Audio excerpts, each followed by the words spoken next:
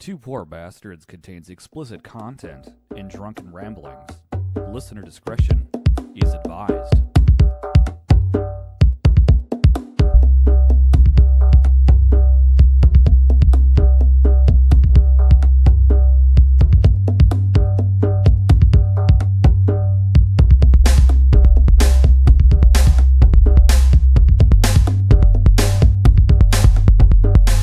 You are listening to Two Poor Bastards, where two friends get drunk, talk whiskey, and their favorite pop culture obsessions. This is Eric. And this is Kyle. You are on episode 5 of Two Poor Bastards. We're going to get into kind of a Japanese-themed or culture episode. We're going to be drinking Japanese whiskey. We're going to be talking about the Convergence Convention, which is sort of, I suppose it's multiple things, but there's a lot of anime, there's a lot of manga, there's a lot of Japanese-inspired fandom going on at that place. Definitely. And we are going to be talking about our favorite anime.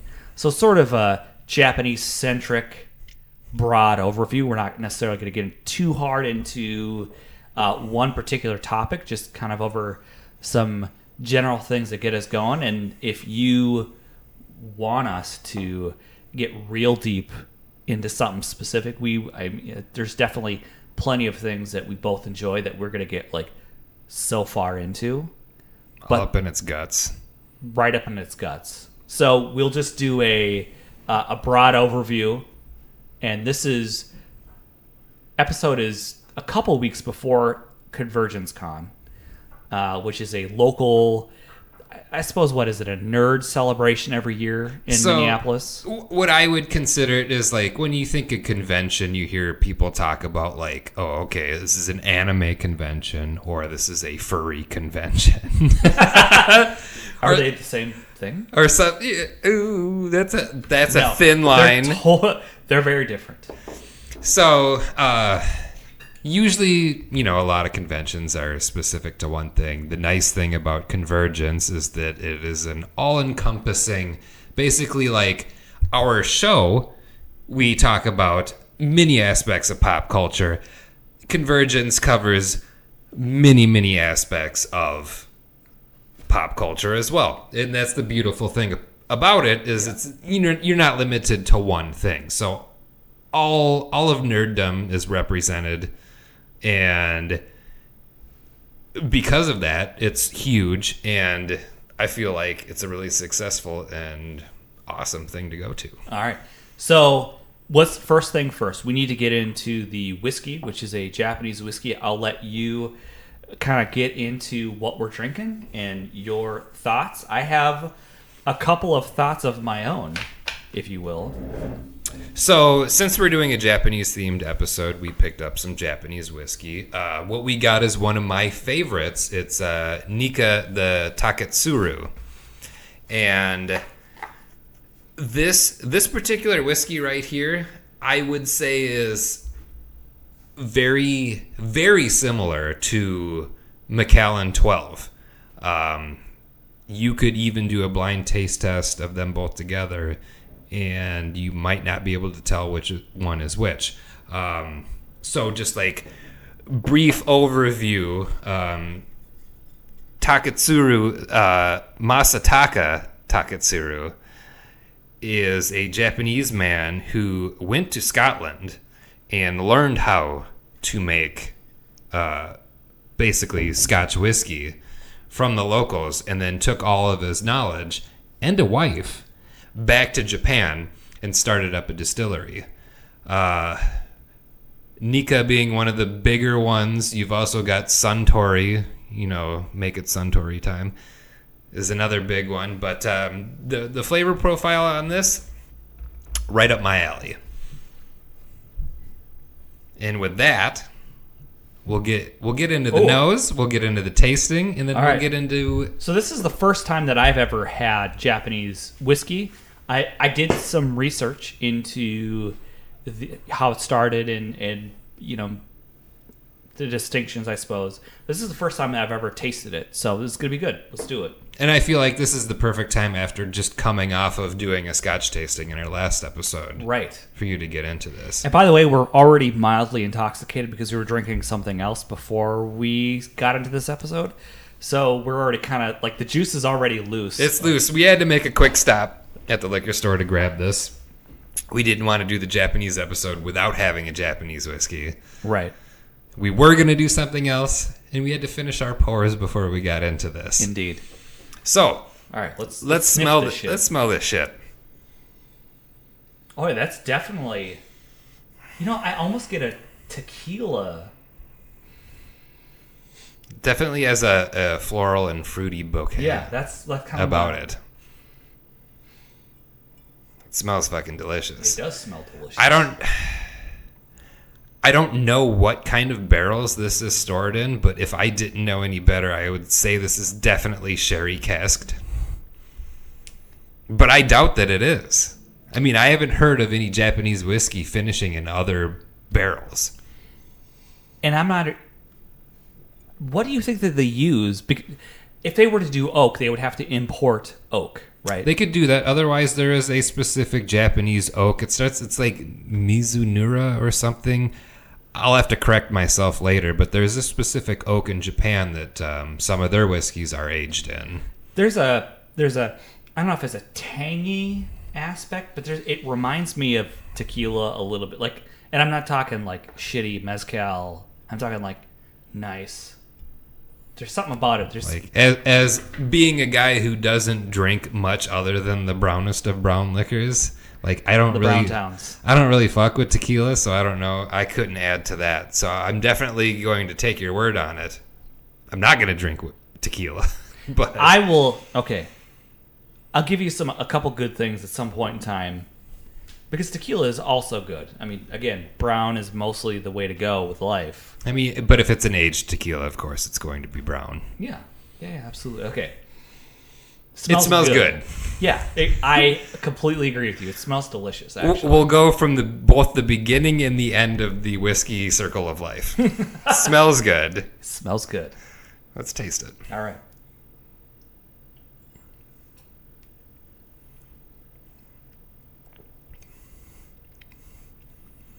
Smoky. Mm-hmm. Definitely, I get right away. Slight oaky. This is a non-age stated whiskey. I should bring that up. Concerns me a little, but it's still very good. It's kind of par for the course these days with whiskey because the demand is so high that age statements are going away. Or if it has an age statement, it's going to be very expensive. Right. Sweet. Yep. Like candied fruits, I'm getting a little bit of. The slightest hint of like, and I hate this flavor, like black licorice flavor.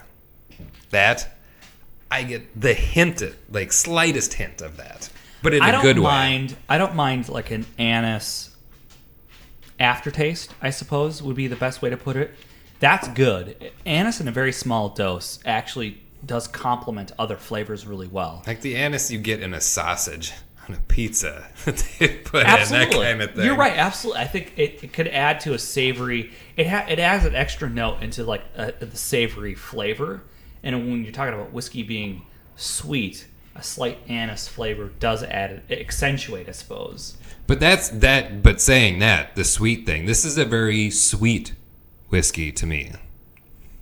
And I like that. And that's what I crave. And what's weird is, like, I don't smell sweet when I smell... Or maybe I'm already Makana sauced. I don't know. I do get the sweet smell.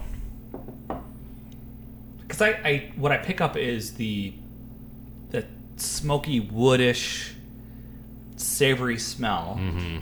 And I don't necessarily get the sweet right out of... when I taste it tastes very sweet. Not very sweet, but it tastes sweet.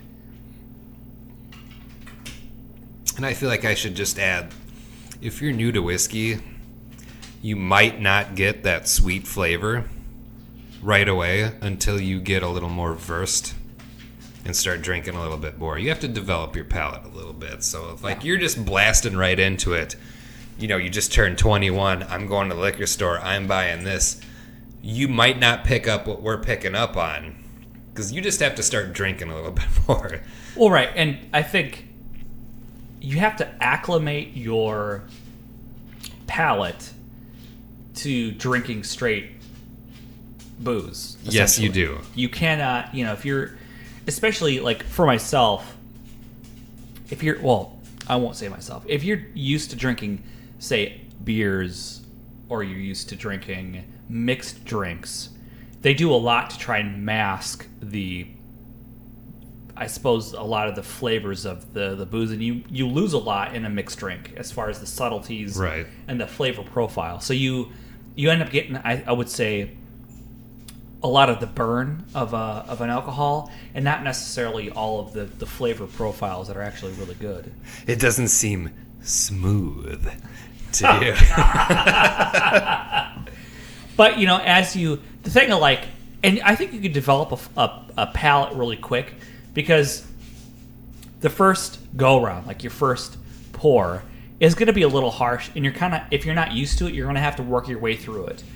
But once you start getting into your second and your third, the harshness, I suppose, goes away, and then you're able to start to pick up other aromas and flavors. Or not at all by that time, because I would say by your fourth or fifth, it doesn't taste like anything. I like how you said that with like a slight Looney Tunes drunk hiccup. Because I straight up did have a booze hiccup in real life. All right, anyways, go forth, good sir. Going off of that, you know, I'm biased. I really like this stuff. And it is, just again to state, what is it? Nikka, the Taketsuru. Taketsuru. Pure malt. Pure malt. So, I mean, it's a single malt, malted barley. That's what it's distilled from. So I did do a little research into this just to give a little factual context to what we're doing and kind of the history of Japanese whiskey, as opposed to just being like, it's Japanese whisk, the juice is loose and it's great. You know, Japanese whiskey used to have like a really, really bad stigma that went along with it. And it wasn't until recently when the Yamazaki 18 year was named Whiskey of the Year that it just like catapulted Japanese whiskeys into the upper echelon of the whisk world. You know what's crazy to me is that doing the research, how long Japan has been making whiskey. It's a long time. A very long time. And you think about, if you want, like, let's just say that we're talking about craft distilleries. A lot of those are crap distilleries. A lot of them are modern distilleries. They're using a lot of romanticized words and a lot of BS, you know, backstory to sell this amazing story of their brand. But they're modern. They're new. They might be in their tradition of, say, a bourbon whiskey or whatever it is. But Japan has been legitimately making whiskey for well over 100 years. And they're doing it right, just like all other aspects of Japanese manufacturing. Yeah, there's an exactness. They put their all into it. Yeah, absolutely. And what I like about it is that they, you know, initially really go after Scotch whiskey, reproducing Scotch whiskey flavors and picking sites to reproduce accurately a particular kind of thing. And as they've progressed, it's become, as opposed to trying to reproduce Scotch, they're becoming more and more Japanese, I suppose, adding in their own elements to it to make it unique. Mm-hmm. And in my opinion, in my rank of whiskeys, Japanese whiskey is my second favorite after American stuff.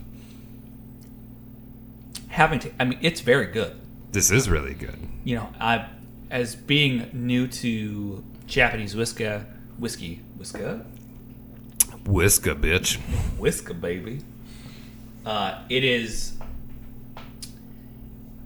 It's unique unto itself. Like, I don't necessarily feel like what we're drinking here. So this is specifically, it's Nikka whiskey, pure malt, I suppose that's just what it is. It doesn't really kind of go into any.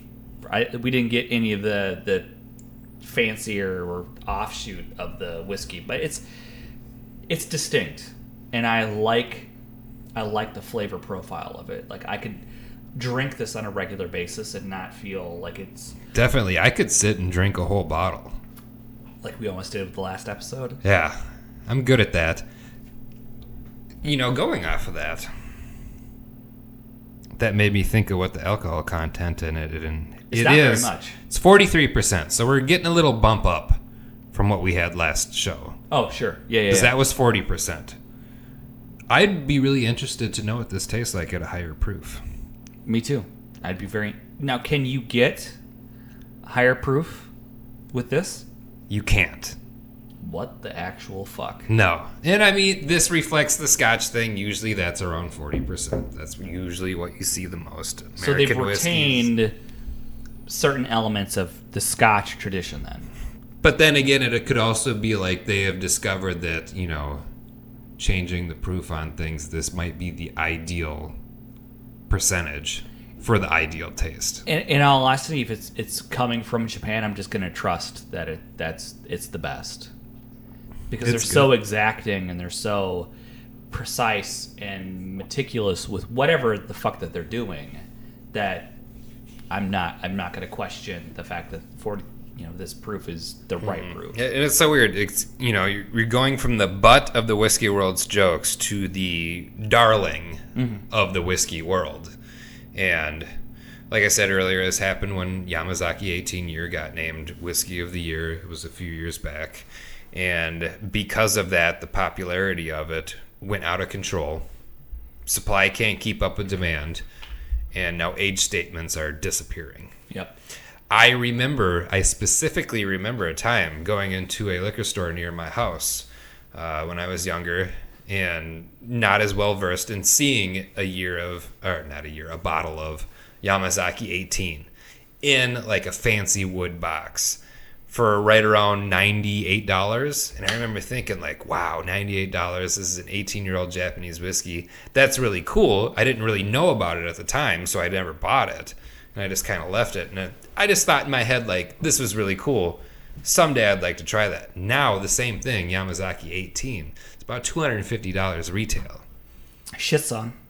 And I mean, like, and that's if you can find it. Aftermarket, it's going to be way more.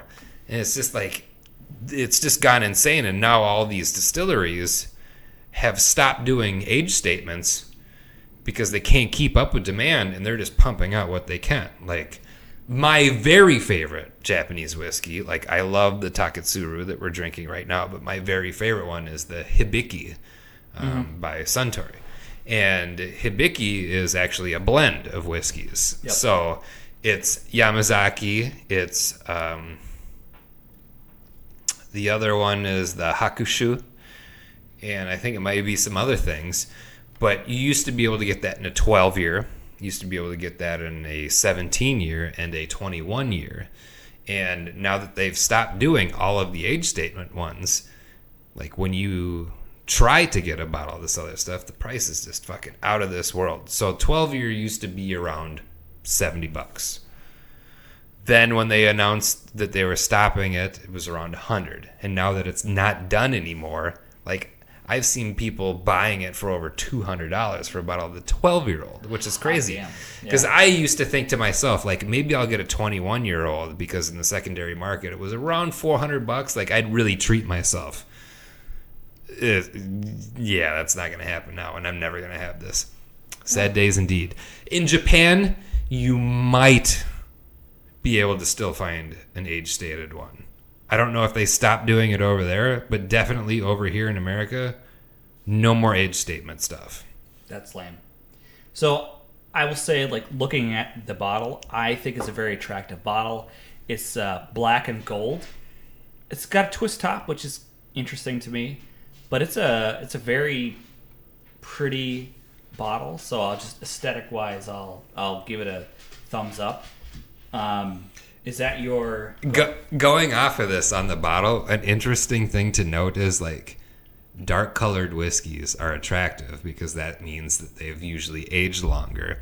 And this looks, in this bottle, like a very dark whiskey. Mm-hmm. But the bottle isn't clear, it's smoked. So the glass on the bottle itself is a little bit darker. And since the label on the front of it is black, it leads to it looking a little bit darker than it actually is. So I think that's interesting. That is interesting. Well, it's certainly, I think, what's interesting about it is that if you're into whiskey, you would know that darker whiskey means it's aged more, right? Right. If you don't know any better, you would just be like, that's a whiskey. Some dark-ass juice. Some dark juice. The juice is loose. So they're trying to fool people maybe that would know a little bit about whiskey, but if they know that if a darker whiskey means that it's been aged more, they would be able to see through that. Maybe. I feel like it goes in line more with it being a non-age statement bottle. I would say that looking at the whiskey through a regular glass, it's more of an amber color. It does, you know what, it does, just on its own, looking at it in the glass, it does have a very nice color. But, as we talked about in the previous episode... Is it colored? Is it colored? I don't know. Do they add shit to it? So that's good. So did you cover your aspect of what you wanted to go over? Oh, definitely. So what I did is I researched the Japanese whiskey a little bit. So Japan has been producing whiskey since about 1870. It was first commercially produced in 1924. The first distillery is Yamazaki. And again, it's done similar to Scotch. So the two best companies known for producing Japanese whiskey is Suntory and Nikka, and we're drinking Nikka. They produce blended single and blended malt Scotch style whiskeys. And then the two influential figures is Shinjiro Tori, founder of Suntory, originally known as Kodasukiya, and then Masataka Takasuri, founder of Denaporoja Kajua, later known as Nikka. And I am butchering these fucking names. I'm Can I see the card here? Go ahead. I took a little bit of Japanese in college. I've got some friends who majored in Japanese, so I know a little bit around how to say some of this stuff. I don't think you can read my handwriting, so... No, I can't read your handwriting, so... It might be butchered, but I'm going to definitely butcher Scotch pronunciations. Whatever. We're going to butcher... As we go through the show. Listen, everything we're going to butcher, and we're going to apologize right now. Episode 5, we apologize for everything. So we got a little loose. Yeah, and we're definitely, I'm loose. Holy shit. So before this, we got into Knob Creek Single Barrel Select Rye, which is 115 proof. And then got into this. So we're a little, yeah. No apologies. No apologies. None. We don't apologize. So Japanese companies are vertically integrating, meaning that they run both the distilleries and the brands of blended whiskeys. And they do not trade typically with competitors, is the final card that I have on this run of items. No selling to non-distiller producers. Right. So... Which they couldn't because the demand's so high anyways. They wouldn't be able to do that. Right, exactly. So that's my little piece, as far as historically accurate... factual information, because I think once we get a little loose, I completely lose track of facts and correct timelines. So yeah, we'll keep it moving. So we're gonna go bottom line. Oh yeah, Nikka the Taketsuru is some bomb ass shit. It is some bomb ass shit. I will give it 2 thumbs up definitively. It's tasty. I'll give it 2 okay symbols below the waist, and when you look at it, you get punched in the arm. 2 of those out of 2. That's pretty high, good. Very high rating for this. Yeah, I mean, I'm really I didn't know what to expect for a Japanese whiskey. To me, and I'm going to be honest with you, when I initially thought Japanese whiskey, I thought that was an oxymoron. And that's what it was. For the longest time, a lot of people thought that. Like, how would you even... But understanding Japanese culture, understanding... Japanese people love whiskey. So, fun fact, for a very, very long period of time, Four Roses bourbon was only sold in Japan. So it was produced in America here, but you could only buy it in Japan. Now that's a different story. You can get it here, but for a time, that's the case. And it's interesting because at least I've had the, I suppose, entry level of it. Like Yellow Label, yeah, Four and Roses. it's okay. Like, I'm not... I would like to like Four Roses, but I find only some of their single barrel selections really do it for me. Yeah, I mean, to me, it's interesting that they focus on the Japanese market for being an okay whiskey. It was owned by a Japanese company. Really? Yeah. Okay, then. So there's Beam Suntory. Oh, damn. Partnership between them.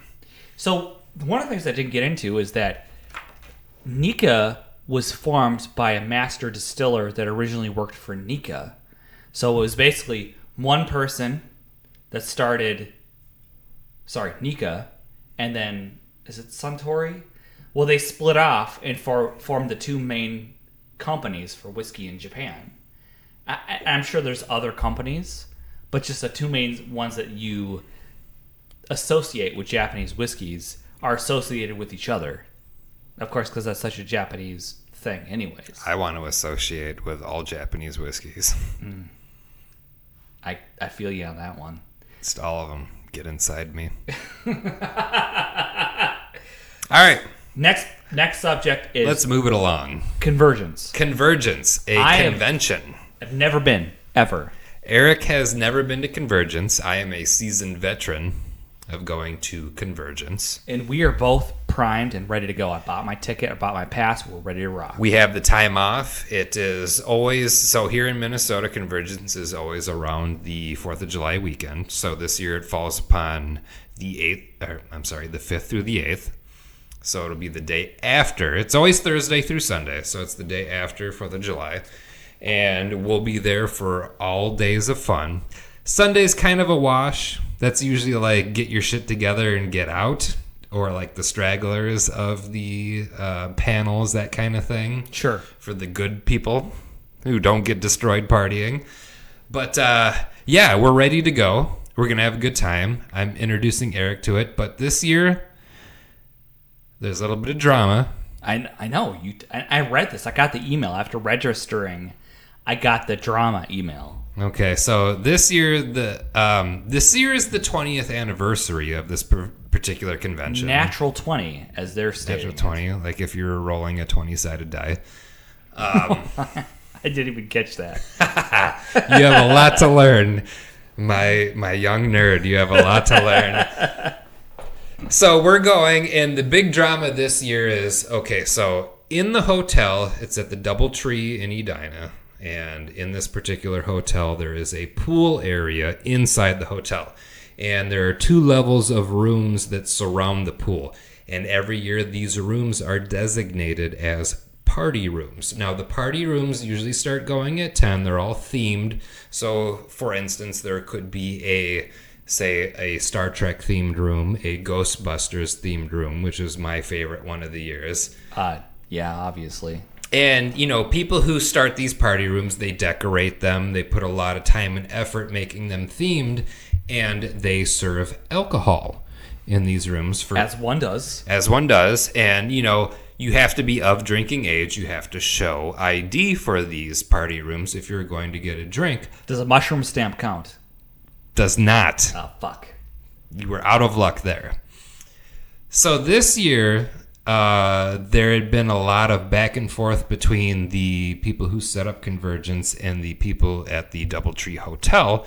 And what it ended in is this year, the people who are doing party rooms are not allowed to serve their own alcohol like they always have been. So if they want to do it this year, they have to A, buy the alcohol from the hotel, and B, hire someone who is an employee of the hotel to serve said alcohol. So this has been a big to-do. Now, Honestly, yeah. as a person attending this convention, it's always been like an okay BYOB, basically, or BYOA in my case, because I bring my own alcohol. I don't fuck with beer because that shit's too weak for me. Doesn't really affect me because mostly these party rooms serve the cheapest of the cheap alcohol, making mixed drinks, shots, that kind of thing that are kind of disgusting. Right.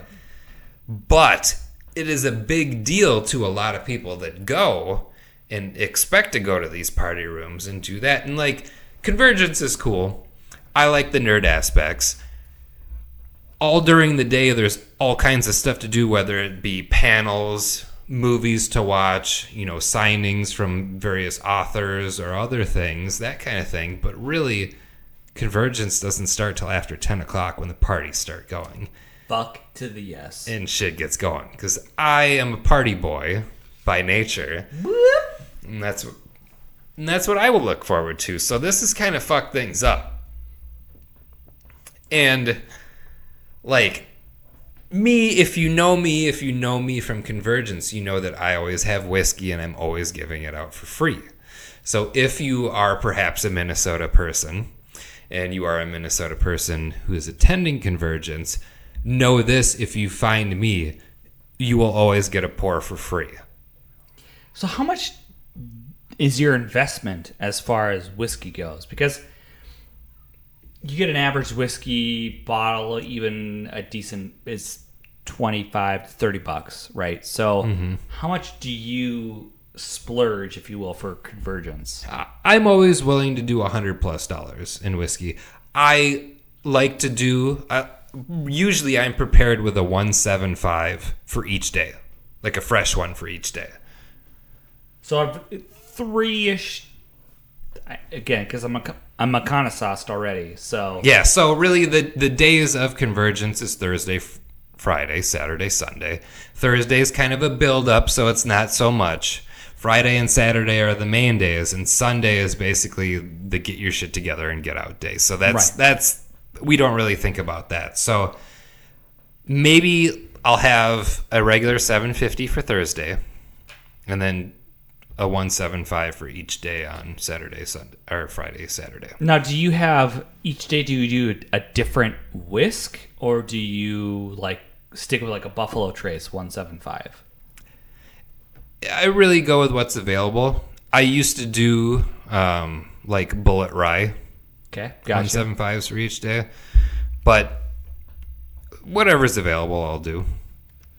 So looking around, there aren't a lot of 175s available, so... That's really the impressive... That's the thing I was thinking about, because I've been to 2 liquor stores today. There's not many 175s. Things that I would drink, necessarily. Mm-hmm. So... I'm thinking like, you're doing 175s. Where are you getting these from, number one? And what are you choosing to do? I don't know. I think this year I might just do like Evan Williams single barrel.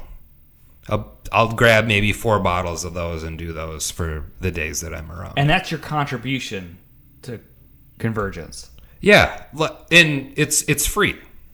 If you find me, it's for free. I'm out there to help anyone out. To get drunk. Yeah. It's a community.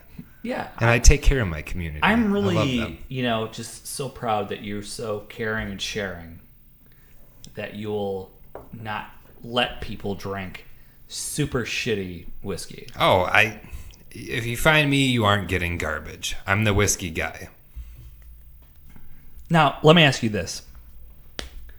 Are you known as the whiskey guy? Like, if you show up, like, how long have you gone to Convergence? So this will be my 4th year. So do you have a reputation at this point in time? To some people, yes. Like, if you know me, you know I will have whiskey for you. And you will get fucked up. Yeah. And if I don't have it on me, then come to my hotel room with me, because I have it in there, and then we'll get you whiskey. Yeah. So do you have like a flask for yourself, or do you just like communal, like 175? Here's a pour? It depends on what I have. Like if I've got a bag to carry my stuff, usually I have it on me. Like when I'm giving stuff out, I always have plastic cups, like the little small ones that do like 2 ounces. That's cute. I like that. So I have that so everyone can have a pour. But like I find that just because of things that have happened in the past, if you're drinking what you're giving out, that's a good thing for the people because you aren't, there couldn't be anything in it that's bad. Sure. Like you're not roofing people. So let me ask you this, and I'm going to put a pin. What is the actual metric of a pour? Like what is the amount of whiskey that attributes to a pour? So these little cups that I get are like 2-ounce cups. Okay. But usually I pour it to, if somebody says like, I just want a little bit, I'll do it to whatever somebody wants. Okay. It's very considerate. So whatever you want, that's what you get because I'm here for you. Oh, man, you're so kind. I am. It's, the community feeling. It's your contribution to the event as a whole to make sure that the juice is loose. Yeah. But I mean, it's not just about that. It's not just about getting drunk. There's many, many things that happen at Convergence that are the sum of all the parts are better than one little thing. I am like me giving out whiskey. You have no idea how excited I am to experience this for the first time. And I'm very excited to take a new person who hasn't gone before and just like throw you right into the middle, like right into the fucking pit. I'm going to get like right into the guts of Convergence and experience everything.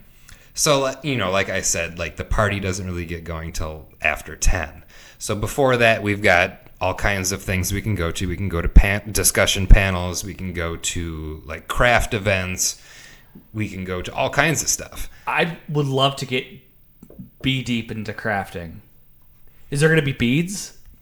There is. It's different every year. So like the thing where we can go make stuff, it could be all kinds of things. So we'll see. Make your own anal bead set. Yes. But really what's got me going this year is, despite the party rooms being fucked up, there are more discussion panels this year that I'm interested in than there has been any year that I've gone. So there's going to be a lot to keep us busy during the day. I'm excited. And they can be lame. I mean, that's always the case. We aren't obligated to stay at any of them, but we'll go from each one to each one and see what's up. And if we don't do that, there is a commons area by the pools too, where people can congregate, show off their cosplay, if that's their, your thing or their thing. You can see cosplay, you can talk to people, there's events going on there. They do like LARPing sword fights. So, I mean, that might sound really dumb, but last year I saw people get bloody doing these things where they're using like foam swords and stuff. Contradictory to what LARPing is, right? I mean, that you don't go to do that and actually get violenced. Oh, but it happens. Blood will be spilled because nerds take shit seriously sometimes. So that's definitely something that can happen. All right. Okay. Nerds take shit seriously. That's something I need to... Like, this is all shit that I need to, like, take in, meditate on, and be prepared for. You will be so overwhelmed. And this is just your first year going. There's going to be more stuff than we can possibly do when you're there because there's so much going on. Like, if you want to rave until, like, 6 in the morning, that's an option. Like, what?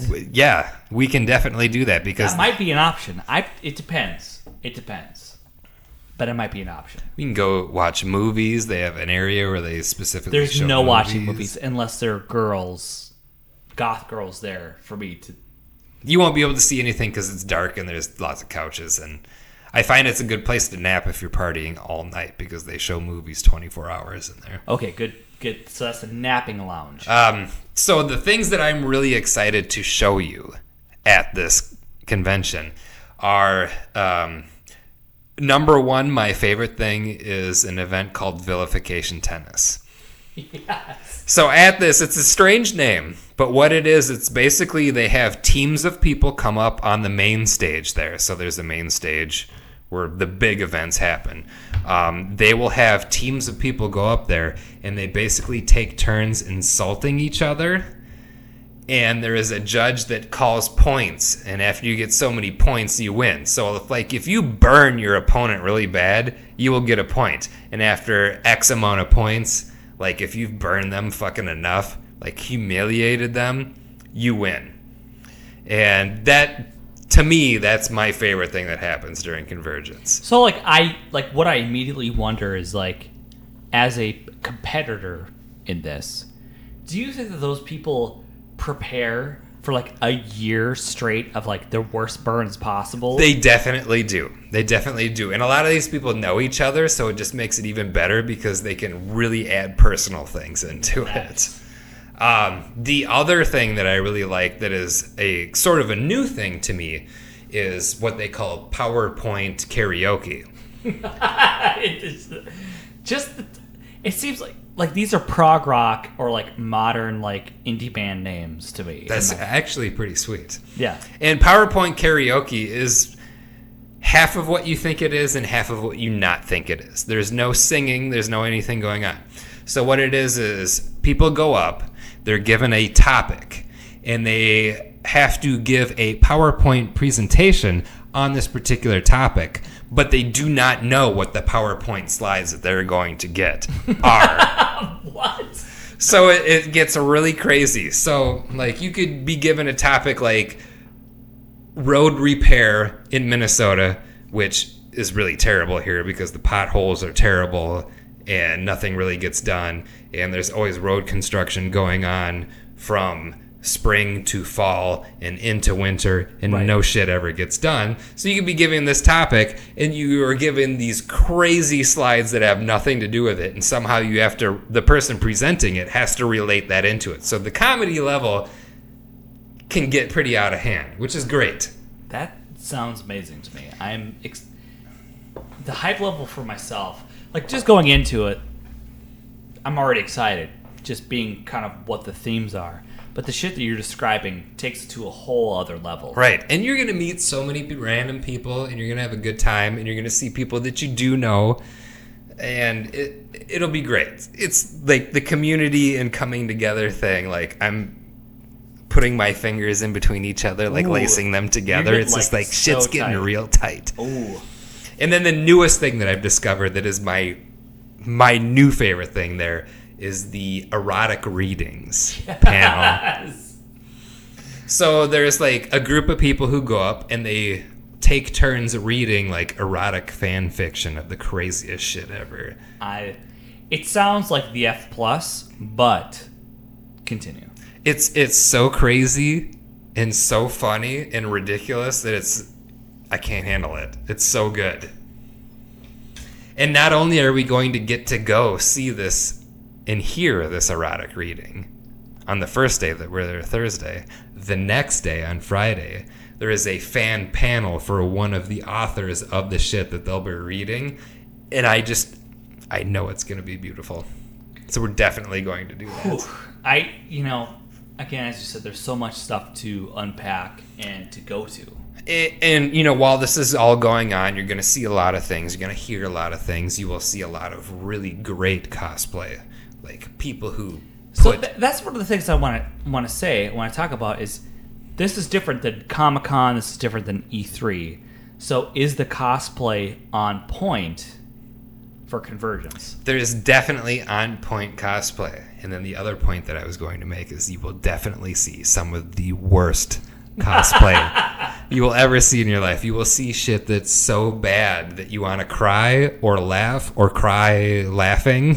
Laugh crying. Okay. All right. It's good. You get it all. It's everything all together. It's a beautiful, I'm truly excited for this. Like, gathering of social misfits. But it's not like the gathering of juggalos. It's not like that. Maybe like 10% of it. Because I'm sure there's probably some juggalos there too. So with that said about convergence, I'm really excited to introduce you to my two best con friends, Lucy and Kaylin. Woo! I am excited as well. Who are big shot cosplayers. And hopefully, after that, we can get them on the show and we can maybe do a thing where we talk about cosplay. Absolutely. I understand cosplay. I know what it's about, but I don't necessarily understand the primal attraction to it or what makes it such a huge thing. So I'm very interested to get into the mind of someone that does it, why they do it, other than being like, hey, I'm a hot chick that can pull these outfits off. You know, like what makes you continue to do it. I'm very interested to get into the mind of those two, if you will. We'll try and make it happen. Oh yeah, I think it'll happen. I'm confident. And we'll hang out with them, obviously. Yes. And, experience. To me, it's going to be interesting is how many people will know them and what will be people's reaction to them. Are they sort of minor celebrities in their own right? Or... Well, I've found that, usually Kaylin is the one who's more involved in it. She goes to a lot of different conventions. Most of them are anime-specific ones. And she goes, all out for those. I find that when Lucy and Kaylin are at Convergence, they do, a casual version of what they usually do. So what... I mean, that's interesting that they're casual in the home state. And when they go to the other places, they're, going B-deep and... It's just an interesting... And it all depends on the situation. Because I've seen them go all out. I've seen them keep it casual. It's just how they're feeling it. Oh, well, that's totally fair. I really want to get into the mind of what draws someone into that. Because I will never be a good cosplay person. I don't have the body type or I suppose the figure for that. You can't say that because there's always something that you could be. I am not big into that kind of thing, but I have done a member of Cobra Kai. Oh. Which is now gaining popularity with the new show that was on Netflix. Or not Netflix, I'm sorry, on YouTube. The Cobra Kai show. And I've gone as, poor man Sub-Zero. I will say that it was I've seen pictures of that. It's pretty pale. I want to go as Scorpion personally myself. And it came out, it took 5 minutes to make the costume, and it came out really well. So it's how you do it and how you carry yourself. But I mean, there's all levels. There's people who have spent all year 3D printing stuff out for their costumes, and there's people who throw shit together low cost cosplay type thing. Some Goodwill cosplaying. Yeah, but it's all in the end. It's all fun. Just representing something that you're really passionate about. Sure. And so I'm interested in going to experiencing it and then, and obviously coming back to this format and just talking about the experience. And yeah, we're good. We're definitely having a show specifically about Convergence when we're done with it. Absolutely. So what else is there about Convergence? Is that all your pre-convergence? That's the pre-convergence that I'm going to give you, and I'm just going to throw you into the middle of it, and we'll talk about anything else after that. All right. So the third part is, so we talked about, so it's kind of Japanese theme. So we're Japanese whiskey, Convergence Con, which, I mean, it's geekdom in general, but obviously it's very slanted towards Japanese culture and anime and that sort of thing. And so the third part of the show this week is anime that's really influenced you, things that that kept driving you towards either be it culture, be it technology, be it movies, etc. and so on. So what is your...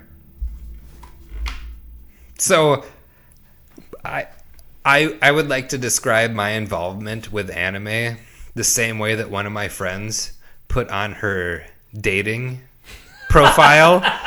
Please do. I'm excited. On an online dating thing. And forgive my language, but on that, she said, like, I'm into anime, but I'm not retarded about it. And that is the position that I would like to take about it. Like, I like anime. It's been something that I've liked for a long time of my life, but, like, I'm not socially inept. Sure. As far as that goes, like, it doesn't rule my life. I'm not completely obsessed with it. I enjoy it for what it is as an art form, which it, I mean, absolutely fucking is. So you are a moderate level enthusiast. I am now. I am a moderate level enthusiast. Years ago, I was like an extreme level enthusiast, but like back then, it was such a like far offshoot from anything, and so much wasn't available, and it was just so focused that it was a little bit different. So for me, I got the first exposure I got to anime was the film Akira. Yeah. Where did you first? How were you first exposed to it? So I first saw it when they played it on the Sci-Fi Channel. Me too, motherfucker.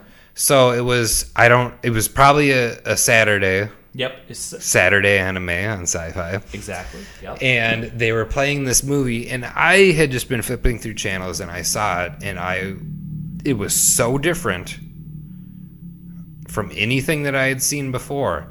Like, I started watching this, and I got so involved. Like, I was supposed to go to some family function, and I basically said, fuck you, to my mom when she said we had to leave. Like, I was just so into it, I could not leave. Fuck you, I have to watch this. I'm not going with you. So, what function were you going to at, like, midnight? No, it wasn't at midnight. This was playing, like, in the middle of the day. Okay. It wasn't late. It wasn't early. Because I remember at one point Sci-Fi did Saturday anime in the morning. Okay, I got it. But that was much later from when I saw this. So I saw this. I couldn't leave. Had to finish watching it. Said fuck you to my family function. And I was hooked from that moment on. Because this shit was so far out from the normal American cartoons that I had a hard time processing it. And I just needed more. I will say one of the first distinctions between American animation that I was used to and anime was simply the adult content. It was an adult movie. Yes. Animated. And yes. That's the first time that I was exposed to adult ideas in an animated form. But not like Cool World. Right, not like Cool World. Where Brad Pitt be fucking cartoons. But there's also crazy shit happening in Japanese animation. Well, yeah, hentai and the whole... Tentacles and all that. And all that good shit. I'm having So more. I'll agree. Akira probably had the most profound impact on me. Was that the first thing you saw? And then the next question I have before you answer that is, was that really the first thing you saw? Or was it like, did you see Voltron? Or did you see Robotech earlier on? I definitely saw those. But to be honest, I'm not sure. My introduction into anime was Sci-Fi's midnight showings of anime. So what I want to do is, instead of just like verbally copulating with the things that we love, I want to give a little factual bits on Akira. So Akira was released in 1998, directed by Katsuhiro Otomo, produced by Rohei Suzuki and Sanju Kato, written by Otomo and Izo Hashimoto, and it's based on the Otomo manga, which is a comic book or novel form, if you will. And if you're listening and you're one of those people, I'll say it, manga. I hope you're happy. Whatever. I mean, we're trying to blend a diverse group of people into different formats and ideas. So it was the production budget was $10 million, which was the most expensive anime of its day. So that's a giant $10 million for an animated film in 1988 was a huge sum of money. Let's see. So Otomo did not originally intend to adapt the series outside of manga. He agreed to do it, but only if he could retain creative control. And what made Akira such an impactful movie was it was a fully animated movie, which means that the characters' eyes and mouths and facial features and arms and everything moved. It was more like a fluid movie as opposed to traditional anime at the time. So one of the drawbacks of anime of that day is that if you notice, the mouths will move and nothing else moves. And that's a way to cut corners in anime production. It is, but I also feel like they may have overdone it with some of that. Like, they're moving and their heads are shaking and they're yelling out, especially if you were watching the dub, like we were exposed to back in the day. It's a little over the top. It is, certainly. But, you know, I would say Asian cinema, in a general sense, goes for over the top, typically. So some of the unique features of Akira is that they pre-recorded the dialogue. So the animators animated to the actors' performances. Have you watched it in Japanese? I have, yep. Nice. And the total overall animation cells is over 160,000 cells. It doesn't surprise me at all. It is an absolutely crazy amount of individual frames for a movie. And as far as Katsuhiro Otomo, the other things he's directed is in 1987 he did Neo Tokyo. 87 he also did Robot Carnival. 88 he did Akira. 91 he did World Apartment Horror. 94 he did JoJo Bizarre OVA. 95 he was a part of JoJo's Bizarre Adventure? Yeah. I did not know that. He did Memories in 95. 2004 he did Steam Boy. 2006 he did Musha Shishi. And then looks like 2013 he did Short Piece. So he was contributed to a short animated collection, if you will. So Akira for me was probably the most groundbreaking film, both live action and animated, that I'd ever seen. It was definitely the turning point for me in my... It was so earth-shatteringly different than anything I'd ever experienced prior to that. That really... The only comparative things to it would be Blade Runner. It's like, imagine Blade Runner with a whole shitload of action. It's kind of the best way that I like a good movie. If you're a layman. Because, you know, Blade Runner is a very slow, very long movie. It's a slow burn, definitely. It's a slow burn. And it never really, like, at the very tail end, it picks up a little bit with the fight scene between Roy Batty and Harrison Ford's character. But it really does, it's not an action movie. It's really a heady movie that you visually kind of take in. Where Akira is like, there's a shitload of action. There's so much stuff going on. So much going on. And with Akira, so there's a few things that they do. So they incorporate CGI into it. So there's a few scenes where... Which doesn't look disgusting. No. To this day. To this day. So I started to rewatch that movie. And it just holds up so well. And what you see... It's so unique upon itself that it is a particular, I would say, genre style all upon itself, that it's influenced so many other filmmakers, anime series, artists, and so on. I know tattoo artists that have staked their entire career on Otomo style. I fucking want the motorcycle tattooed on me. What's so funny is that you and I are drawn to certain aspects of Akira very differently. I am all about Tetsuo and his, like, gross formation, and you're like, that motorcycle's hot. Yes. Like, I'm like, Kaneda, I'm kind of like, you know, he's all right, but he's kind of annoying to me.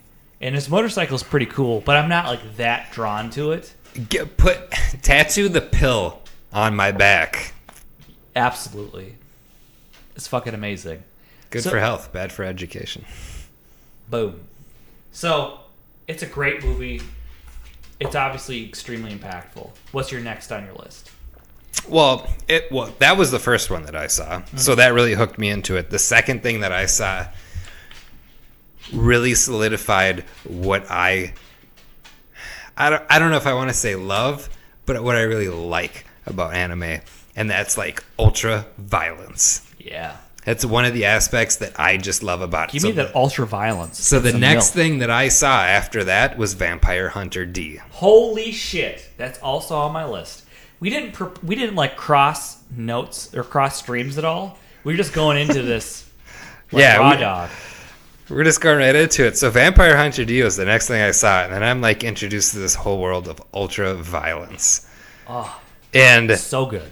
And that is really the thing that stuck with me, is like the aspect of just hyper violent things happening. Yeah. I don't know what it is. I don't know why Nudity, it speaks to me. Like, of course, I saw it on Sci-Fi Channel again, so like the nudity was cut out. But sure, I saw that. So that's a whole nother thing that we can get into after this. So just so you know, it's based on the manga by Hideyoki Kuruchi, and it's directed by Tohyu Ashida, and the screenplay is by Yoshitsushi Harana. Hideyuki Kikuchi. Correct me. The author of the books. Listen, I have so many books about Vampire Hunter D to borrow you, and they're all amazing. See what I like. So here's the thing about tying into this. I read an article about like there's a big controversy with Nicki Minaj doing her like Chun-Li thing, and people getting all butthurt about it.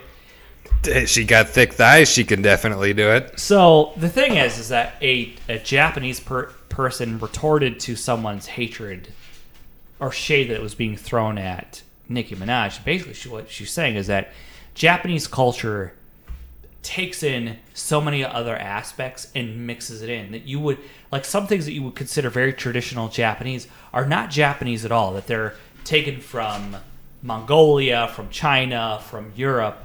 And they're reinterpreted and re-spit out. And that Japan as a culture as a whole is thirsty for other influences. But hyper xenophobic at the same time. At the same time. So Vampire Hunter D, and what I like about a lot of anime is it takes European culture, history, Nordic, American, and then reinterprets it and spits it back out. So Vampire Hunter D is it Alucard? Who's the main...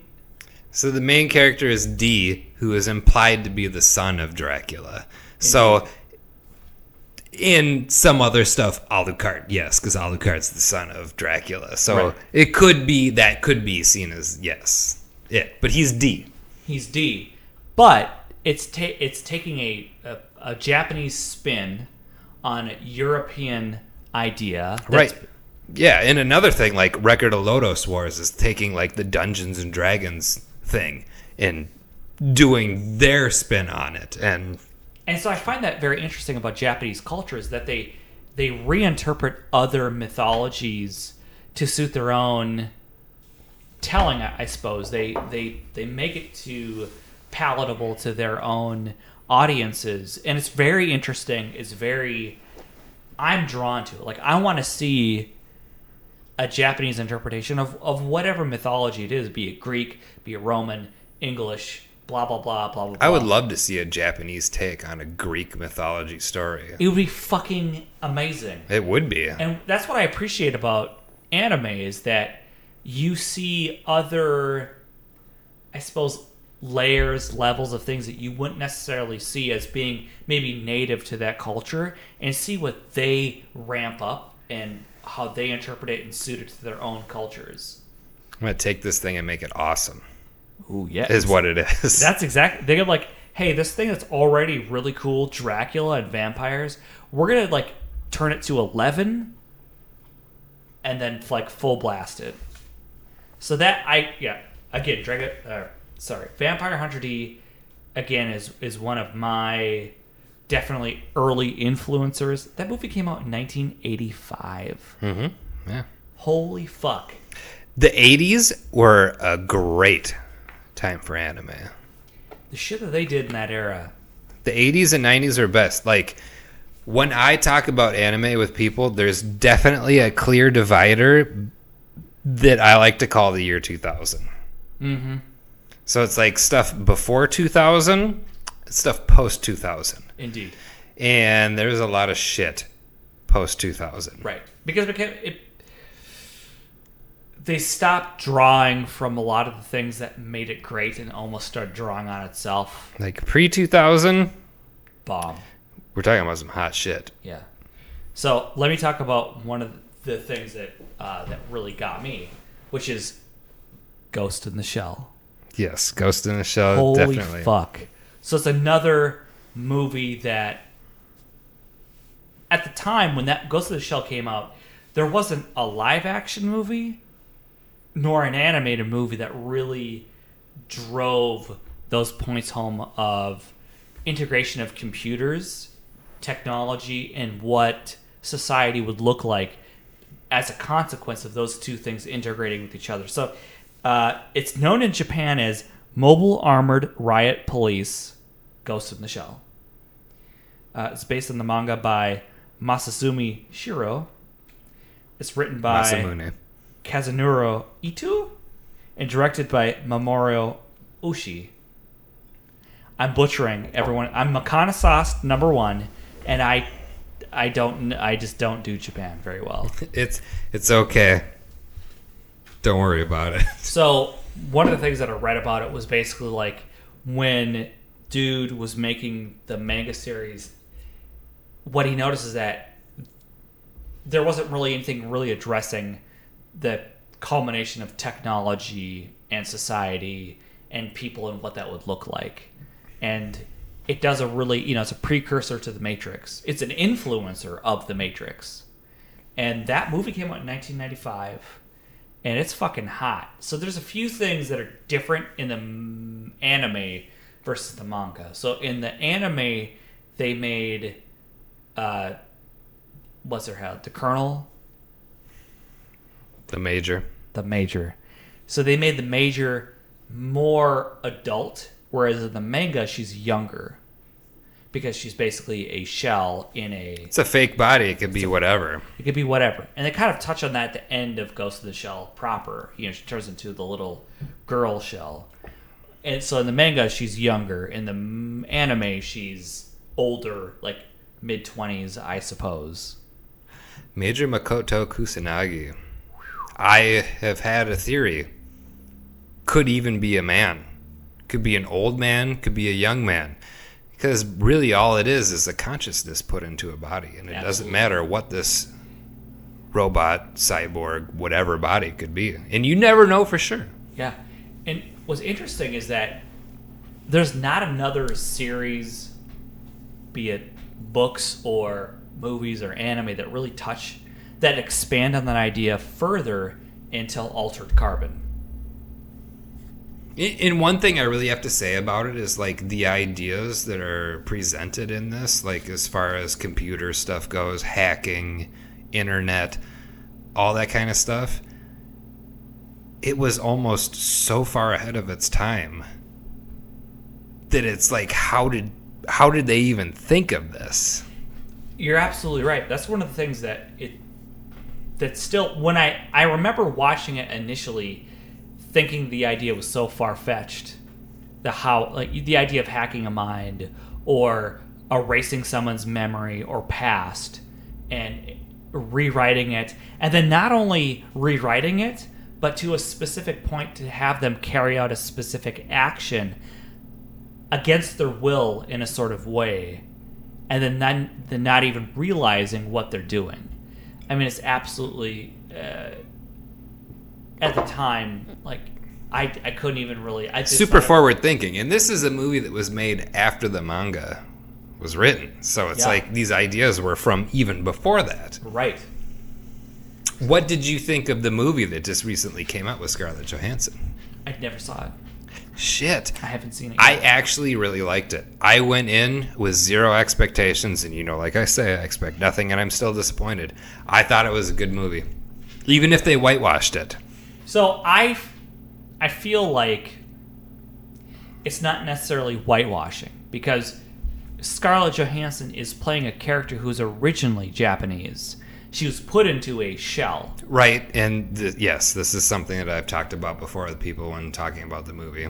So, in a sort of way, yes, is it maybe dancing around, maybe putting somebody who's more ethnically correct to the role? Maybe. But you know what? In the anime, guess what? She's white. I do have to say the guy that played Bato in the movie was fucking perfect. He was so goddamn good. But the thing is, like, the main characters were white in that movie. In the anime, the major and dude were white. I mean, these some gray areas, so. Great, but I've read from the creator him saying that they're designed as being Caucasian. All right, if that's the case, bam. So who gives a shit at that point? And really, it's Scarlett Johansson. You're going to complain?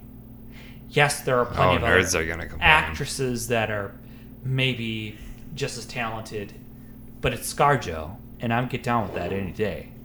But like I said, Bato fucking stole that movie. Fuck yeah.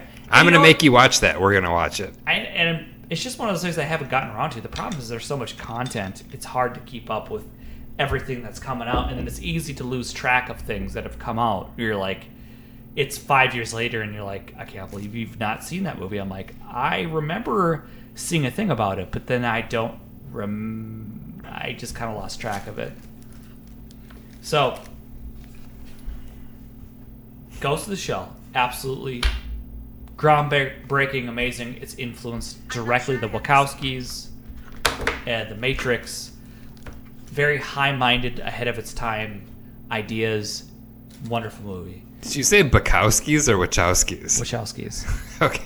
Maybe I said the Wachowskis. Is it Wachowskis? Wachowski? So it used to be the Wachowski brothers, and now it's just the Wachowskis. Yes. Because they're both transgendered. Yes. All right. So, and then I only have one other like major thing, and again, everything we're covering, I think everyone has covered a million times over. It's not really anything we're saying is really necessarily groundbreaking or original. But the next thing that really cemented my love, and it's not fair because most things are not like it, is Cowboy Bebop. I was thinking you were going to say Dragon Ball Z. No. I love Dragon Ball Z, but the thing that really endears me to anime would be Cowboy Bebop. Because I watched Dragon Ball Z as a kid when it was newish. I am an unapologetic fucking Dragon Ball Z fan. I have that shit out in the open. I don't care, like, when someone comes over, say I bring a lady over, and they're like, oh, wow, you've got a lot of films, you got a lot of TVs. And then they, like, scroll their eyes on my complete collection of Dragon Ball Z. They're like, what the actual fuck? I'm like, don't hate on me. That's great. That is art. Constant throughout my life as I have loved Dragon Ball Z. So, going back to our other episode when we were talking about getting into retro gaming, like, as I first got this magazine that showcased Japanese games, like, I see Dragon Ball Z games being covered, and it's like, the love affair starts then, and it continues till now. It's honestly, it's such a big deal. It is. And I really do love it.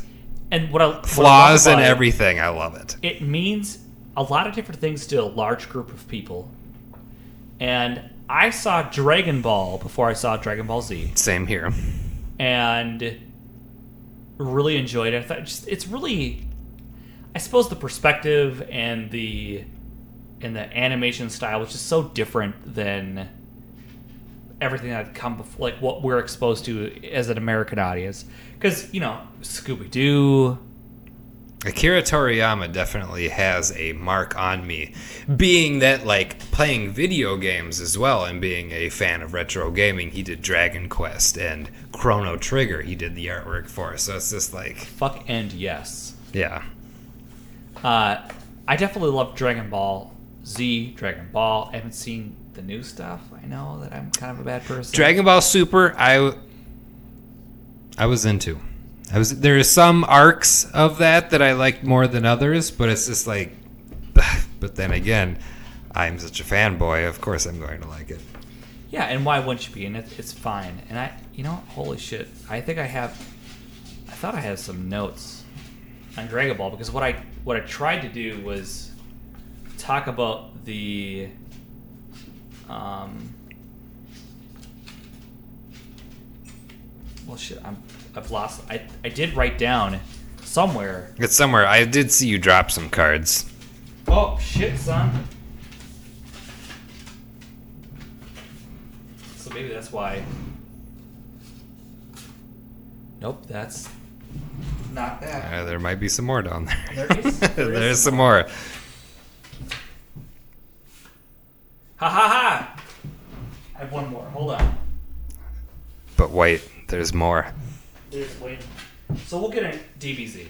So it is Dragon Ball Z is produced by Toei Animation, created by Akira Toriyama. It's adapted from the final 325 chapters of the manga series. Think about that. Dragon Ball Z is adapted from the final 325 chapters. It's long running, but there are other very long running things like One Piece and Bleach and that kind of thing, both of which I don't give a shit about. Yeah, in comparison, there's no. So Dragon Ball Z, the American voices. So Christopher Sabat does Vegeta, Piccolo, Yamcha, Shenron, Kami, Mr. Popo, Korin, Goru, Poringa, Zorban, Reikomon, Barter, and Jace. One dude does all those voices. That's fucking awesome. I would like to be half of the Ginyu Force. Yeah. And then Sean Shamel does Goku, King Kai, Nail, Mr. Musazaki, and Vegito. So, two dudes do a shitload of voices. Christopher Sabat, mostly I tip my hat to because what a diverse range of voices and iconic. Because, like, just Piccolo and Vegeta by themselves. Who's your favorite Dragon Ball character? It's really hard for me to really. In some ways, I love Piccolo the most. Yeah, okay, I'm with that. I like Piccolo and Vegeta. Those personally. are what I love about Vegeta specifically is the story arc of being the enemy to just being kind of like, well, fuck it, I guess whatever. I'll get into some strange and have some kids and just live a life. Like, I love that. Becoming being the main enemy, and then just kind of just being there as a. That's right, because he's not really. I mean, he is a good guy, but he's not really a good guy. Yeah, exactly. It's only because someone is stronger than him that he's sort of submitted, I suppose. He's a guy. But he won't submit. He's going to surpass Goku. Indeed. So I think that it's just an interesting. I like that dynamic. I like Goku in some ways because he's innocent and he's kind of silly and retarded. But there's something really charming about him. But really, Vegeta and Piccolo all day long for me personally. I might have to say that Piccolo is probably my favorite character. Mm-hmm. Yep, for sure. So it's a great series, a long-run series. It's been adapted a million times over. Its image, its mantra has been adapted into many different walks of life. If you're into fitness and you're a weightlifter or you're a fighter, I have a workout shirt that's straight up a Vegeta shirt. Like, it's like this. It is the armor. Yeah, it's the armor. The Saiyan armor. Yeah, and I love that. I don't give a shit. Like, I had a girlfriend that was like, you need to burn that, throw that away. I'm like, it ain't ever gonna happen, and I'm gonna wear it when we're having sex.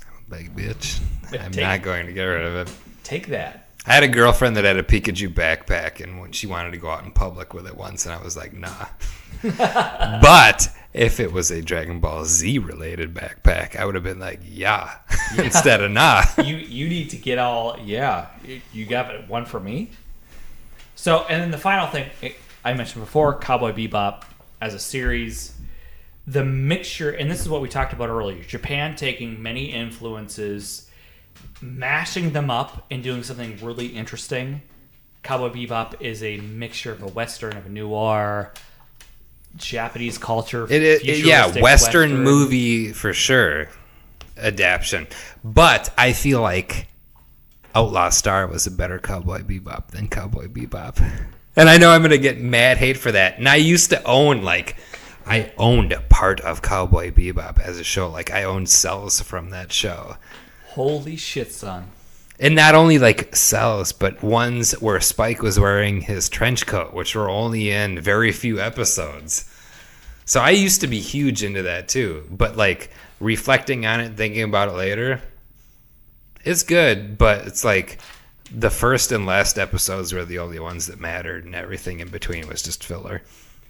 See, and I guess I feel, to me, it was the mood, the characters, and just inhabiting. I didn't really give a shit about the plot episode to episode, to be honest with you. I just liked Jet Black. I like Spike. I like Faye, Edward, the fucking dog, Ein. I just liked... You have a corgi. And I'm surprised you didn't name her Ein. I'll be honest. So here's a fact for me personally. I tried to name my corgi Ein, but she didn't take to it. She was not about it. Oh, you were one of those people. I tried to do it. She was just refused to respond to it. So she ended up being Nip. And she chose that name. Dogs are weird like that. But yes, I will say that my first introduction to corgis really are from Cowboy Bebop.